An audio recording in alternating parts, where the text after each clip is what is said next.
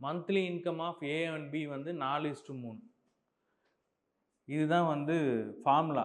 Income equal to expenditure plus savings.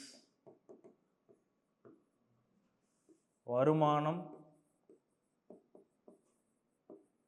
Equal to செலவு plus சேமிப்பு.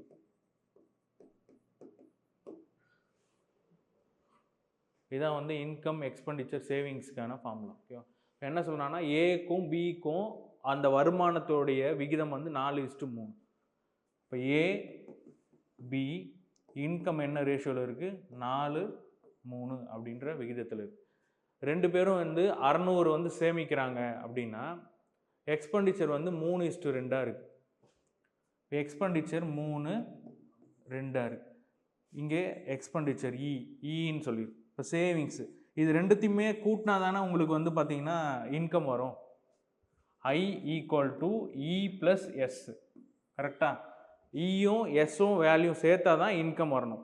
அப்போ இங்கே 3 இருக்குது. அப்போ சேவிங்ஸ் என்னவா இருக்கும்? 4 வரணும். இங்கே 3 இருக்குது. 3ஐயும் எந்த வேல்யூ சேர்த்தா 4 வரும்? 1. அப்போ சேவிங்ஸ் என்ன வரும்? 1.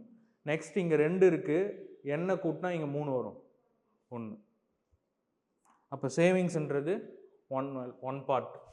அப்போ அது என்ன எதுக்கு ஈக்குவல்னு சொல்கிறாங்கன்னா 600. அப்போ ஒரு பகுதி உங்களுக்கு 600 அப்படின்னா அவங்க என்ன கேட்குறாங்க? மந்த்லி இன்கம் ஆஃப் ஏ. ஏவோடைய வருமானம் என்னன்னு கேட்குறாங்க. ஏவுக்கு வருமானத்துக்கு என்ன பகுதி கொடுத்துருக்கான்? 4 பார்ட். ஸோ 4 பார்ட்டுன்னா என்ன வரும்? 2400. ஏன்னா 4 × 600 2400. So option C 2400.